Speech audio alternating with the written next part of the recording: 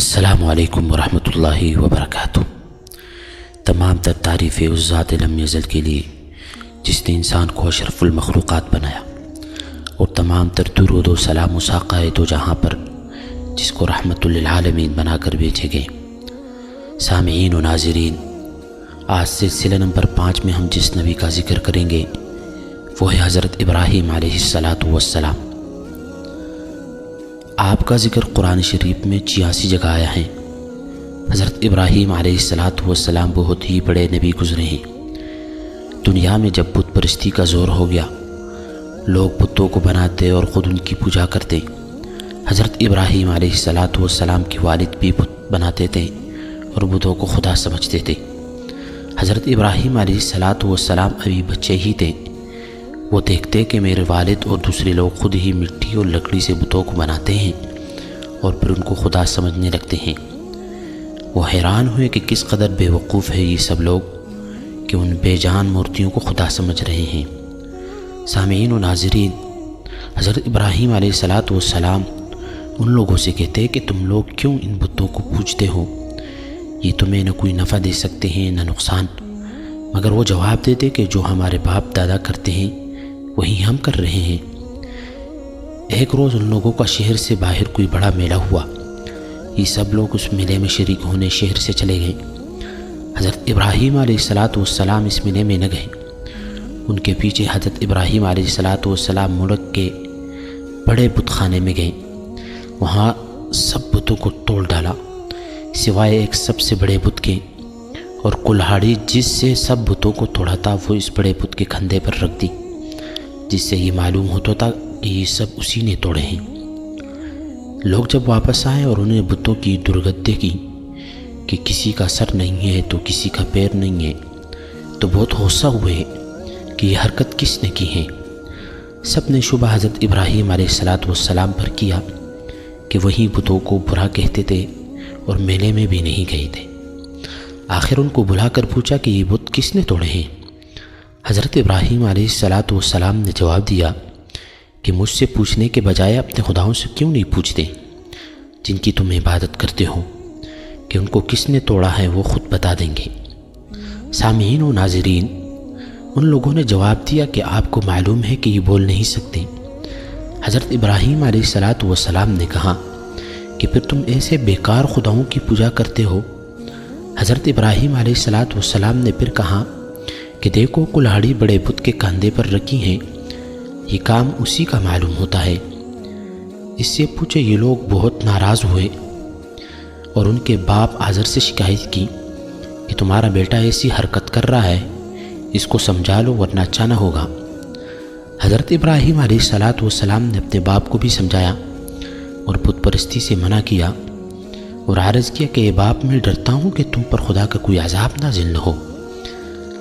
اس پر ان کے باپ بہت سخت ناراض ہوئے اور کہا کہ آئندہ تو نے مجھ سے کوئی ایسی بات کہی تو میں تجھے سنسار کر دوں گا، اور کہا کہ تو میرے پاس سے ہمیشہ کے لیے چلا جا۔ آپ نے باپ کو سلام کیا اور کہا کہ میں چلا جاتا ہوں لیکن تمہارے لیے مغفرت کی دعا کرتا رہوں گا۔ سامعین و ناظرین، حضرت ابراہیم علیہ السلام جس ملک میں رہتے تھے وہاں کے بادشاہ نمرود کو، جو بہت ظالم اور بت پرست تھا، ان سب باتوں کا پتہ چلا کہ آزر کا بیٹا ابراہیم علیہ السلام لوگوں کو بتوں کی پوجا سے منع کرتا ہے اور ایک خدا کی دعوت دیتا ہے، تو اس نے ان کو اپنے دربار میں بلایا اور آپ سے جھگڑنے لگا۔ حضرت ابراہیم علیہ السلام نے فرمایا کہ میرا خدا تو وہی ہے جو مارتا بھی ہے اور جلاتا بھی ہے۔ نمرود نے کہا میں بھی مار سکتا ہوں، جلا سکتا ہوں۔ چنانچہ اس نے ایک قیدی کو جس کو سزائے موت کا حکم ہو چکا آزاد کر دیا اور ایک بے گناہ کو پکڑ کر قتل کرا دیا اور کہا کہ اب بتاؤ کہ میرے اور تمہارے خدا کے درمیان کیا فرق ہے؟ حضرت ابراہیم علیہ السلام نے کہا کہ میرا رب ہر روز سورج مشرق سے نکالتا ہے، تم اسے مغرب سے نکال دو۔ اس پر نمرود لاجواب ہو گیا اور حکم دیا کہ ابراہیم علیہ السلام کو زندہ جلا دیا جائے۔ چنانچہ بہت سی لکڑی اکٹھی کی گئی اور ان میں آگ لگائی گئی۔ جب آگ بہت بھڑک اٹھی اور اس کے شعلے آسمان کی خبر لانے لگے تو حضرت ابراہیم علیہ السلام کو اس میں پھینک دیا گیا۔ مگر وہ آگ خدا کے حکم سے ٹھنڈی ہو گئی اور آپ کو آگ سے کوئی تکلیف نہیں پہنچی۔ اس طرح جو لوگ اللہ تعالیٰ کے کہنے پر چلتے ہیں اللہ پاک ان کو ہر تکلیف سے بچا لیتے ہیں اور ان کے لیے آسانیاں ہی آسانیاں ہو جاتی ہیں۔ اور جو لوگ اللہ تعالیٰ کا کہنا نہیں مانتے ان کے لیے اس دنیا میں مشکل ہی مشکل ہوتی ہے اور مرنے کے بعد تو ہمیشہ جہنم میں ہی رہیں گے۔ سامعین و ناظرین، حضرت ابراہیم علیہ السلام اللہ کے حکم سے حضرت ہاجرہ اور اپنے بچے حضرت اسماعیل علیہ السلام کو جو ابھی پیدا ہوئے تھے ایک ایسی جگہ چھوڑائیں جہاں دور دور تک آبادی نہ تھی اور نہ پانی تھا اور نہ کوئی درخت تھا۔ حضرت ہاجرہ نے حضرت اسماعیل علیہ السلام کو ایک پتھر کے سائے میں لٹایا اور خود پانی کی تلاش میں ادھر ادھر دوڑیں، لیکن پانی نہ ملا۔ خدا کی قدرت سے جہاں حضرت اسماعیل علیہ السلام ایڑیاں رگڑ رہے تھے وہاں پانی کا چشمہ پھوٹ نکلا جو آج تک زمزم کے نام سے مشہور ہے، اور حضرت ہاجرہ جہاں دوڑی تھی اسے صفا مروہ کہتے ہیں، جہاں جا کر حاجی اسی طرح دوڑتے ہیں۔ سامعین و ناظرین، حضرت اسماعیل علیہ السلام کچھ بڑے ہوئے تو حضرت ابراہیم علیہ السلام کو اللہ کی طرف سے یہ حکم ہوا کہ اپنے بیٹے اسماعیل کو میری راہ میں قربان کر دو۔ چنانچہ آپ نے حضرت اسماعیل علیہ السلام کو یہ بات بتائی۔ حضرت اسماعیل علیہ السلام نے کہا کہ ابا جان، اللہ تعالیٰ آپ کو جو حکم دے رہا ہے اس کو ضرور پورا کیجیے، آپ انشاءاللہ مجھے ثابت قدم پائیں گے۔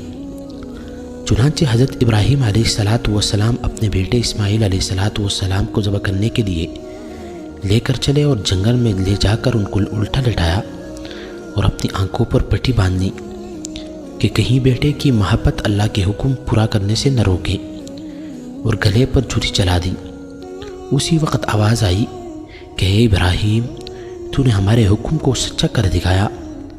اور جب حضرت ابراہیم علیہ السلام نے آنکھوں سے پٹی کھولی تو حضرت اسماعیل علیہ السلام کے بجائے ایک دمبا ذبح کیا ہوا پڑا تھا۔ اسی واقعے کی یاد میں مسلمان ہر سال قربانیاں کرتے ہیں۔ سامعین و ناظرین، جب حضرت اسماعیل علیہ السلام جوان ہوئے تو حضرت ابراہیم علیہ السلام اور حضرت اسماعیل علیہ السلام نے مل کر خانہ کعبہ کو دوبارہ تعمیر کرنا شروع کیا۔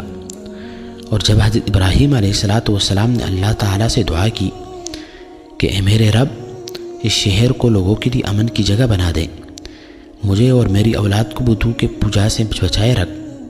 اے ہمارے رب، میں نے اپنے اولاد کو میدان میں جہاں کھیتی نہیں ہوتی تیرے عزت والے گھر کی خاطر آباد کیا، تاکہ اے میرے رب یہ نماز پڑھیں تو لوگوں کے دلوں کو ایسا کر دیں کہ ان کی طرف جھکے رہیں اور ان کو میوے دے کہ تیرا شکر ادا کریں۔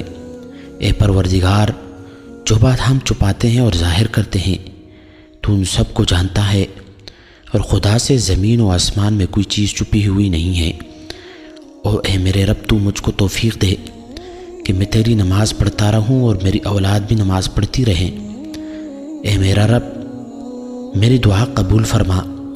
اے میرے رب، حساب و کتاب یعنی قیامت کے دن مجھ کو اور میرے ماں باپ کو اور مومنون کو بخش دے۔ سامعین و ناظرین، حضرت ابراہیم علیہ السلام اور حضرت اسماعیل علیہ السلام کی زندگی سے ہم کو بہت سبق ملتے ہیں۔ حضرت ابراہیم علیہ السلام نے ہم کو سکھایا کہ اللہ کی رضا کے لیے ماں باپ کو چھوڑا جا سکتا ہے، اپنے ملک اور برادری کو خیر بات کہا جا سکتا ہے، اپنے بچے اور بیوی کو جنگل میں بے سر و سامان چھوڑ کر ان سے بھی پیٹ پھیری جا سکتی ہے۔ اللہ تعالیٰ اگر کسی مسلمان کا امتحان لیتے ہیں اور اس میں وہ کامیاب ہو جاتا ہے تو اللہ تعالیٰ اس کو پھر اور زیادہ نعمتیں دے دیتے ہیں۔ سامعین و ناظرین، یہ تھی حضرت ابراہیم علیہ السلام کے متعلق معلومات۔ اگلی ویڈیو تک کے لیے ہمیں اجازت دیجیے گا۔ فی امان اللہ۔